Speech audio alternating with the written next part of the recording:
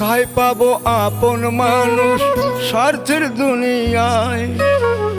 নিজের স্বার্থের লাগি মানুষ অন্যকে পুরায়।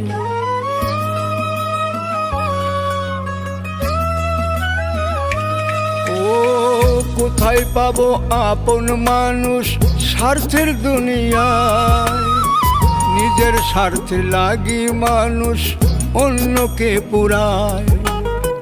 যুগের পরে যুগ গেল হাই, যুগের পরে যুগ গেল হাই, এলো এখন নিঠুর জামানা।